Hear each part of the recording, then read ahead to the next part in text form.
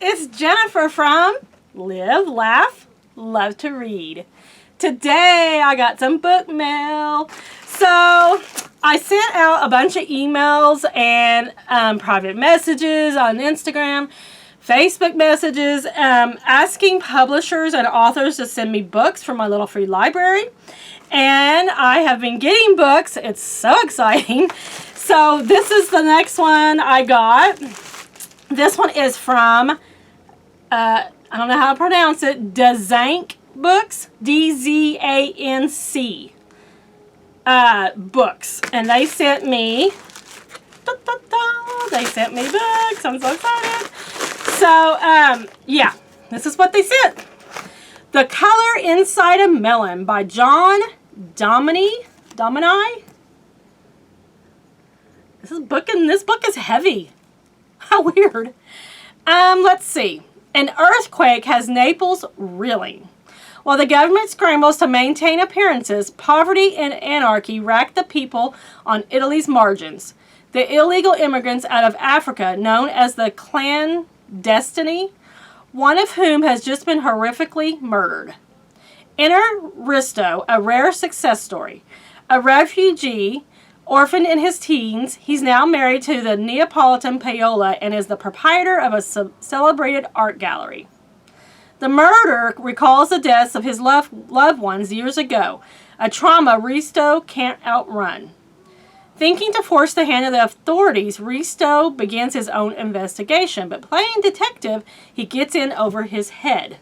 Worse, his digging brings on a strange hallucination, like a foretelling of death. So, that's not anything I'm interested in, but somebody that comes to my little free library will be. Yay! Next one, Knock Wood. Jennifer Militello, a memoir in essays. Ooh, I love that cover. So this one says, in her nonfiction debut, award-winning poet Jennifer Militello's Knock Wood tells a story of a family and a woman coming of age. Anchored by a wooden ring, Militello explores her life through the lens of three intertwined elements. The story of a mentally ill aunt in an abusive marriage, a high school romance with a boy who eventually dies of a heroin overdose, and an extramarital affair characterized by an otherworldly connection. Well, this says a memoir and essays.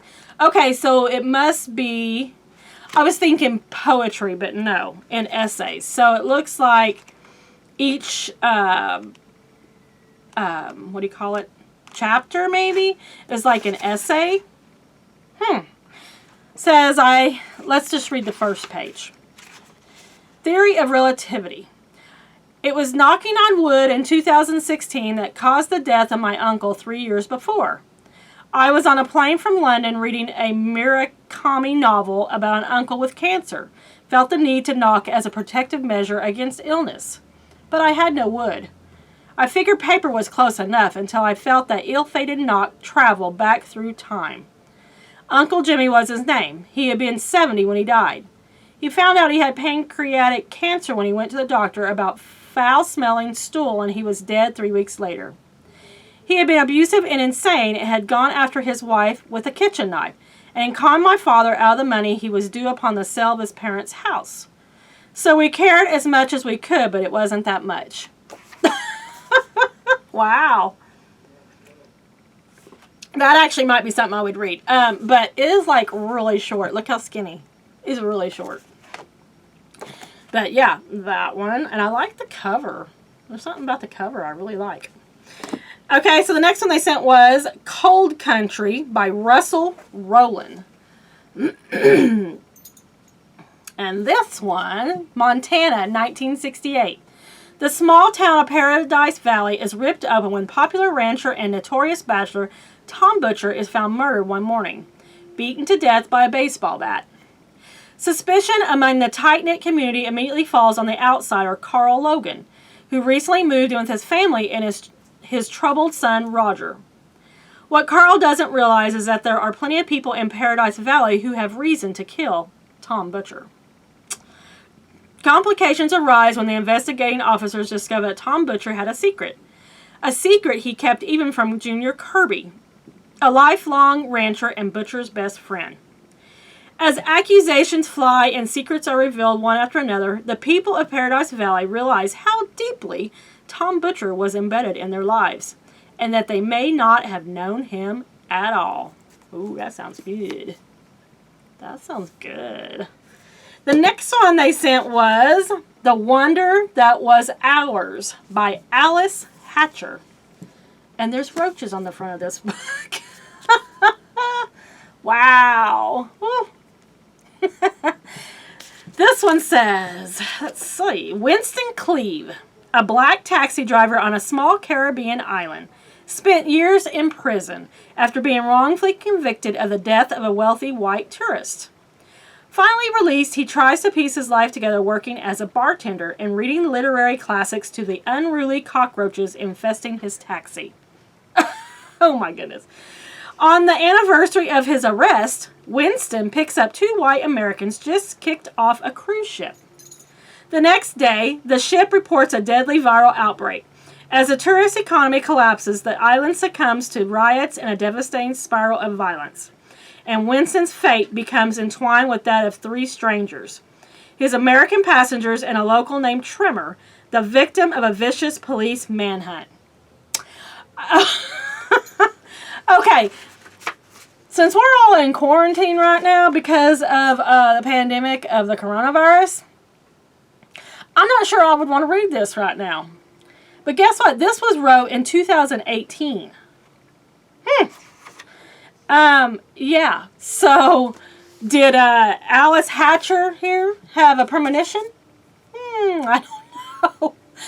But yeah, I don't think I'm going to be reading that right now. I'm trying to not worry too much about this. But I have to say, I am a shipped shopper. I shop your groceries and I deliver to your house. Okay.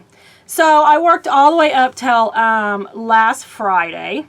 So it has been a week since I worked. Now I was still working and I was being very careful. I was washing my hands constantly. I was using my hand sanitizer. But I just got to thinking, this is getting worse and worse. And so I decided to practice social distancing. And the main reason is because I have asthma. And so I am in a high-risk group. So, but I have to say,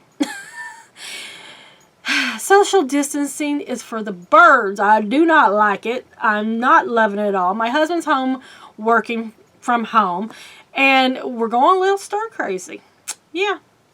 So my husband actually is going out to the stores and like just for a fast little jaunt, you know. We're pretty stocked up on food and supplies and such. And so I've basically been staying in. We have been taking a walk outside a couple times a day and everything. And yeah, I'm just not loving it. I'm thinking about all the money I could be making because Shipt is like blown up right now. And there's so many orders they can't keep up. But I know I'm not the only Shipt shopper staying home. And I have the choice, and I choose right now to stay home. So, anyway, so I want to say thank you to Michelle Daughter from Dezank Books. I don't know if I'm pronouncing that right. Dezank Books. That's who sent me the books, and I'm just so excited and so thankful. Like I said, I've had how many have I had now? I had a big box from, I forget the name of it, but it was a big box of kids' books that I got sent from a publisher, and I did a few videos back. If you want to check that one out. And I named who sent that to me in there, and I don't want to get the name wrong. Anyway, and then I've had these, and then I had Bentley Crosby sent me a book. And then I have some other authors that said they're going to send me a book. And I haven't had them sent. They're not here yet, but I have another publisher that's supposed to send me a box. So I'm just so thankful. And all the people in my town are thankful because a little free library And this is what we got right here. Yep. That's what we got in the mail. Yay! Thank you so much. And if you like this video, give me a like and a subscribe. And don't forget to check back for more book videos coming up soon. Thanks, friends. I'll see you next time.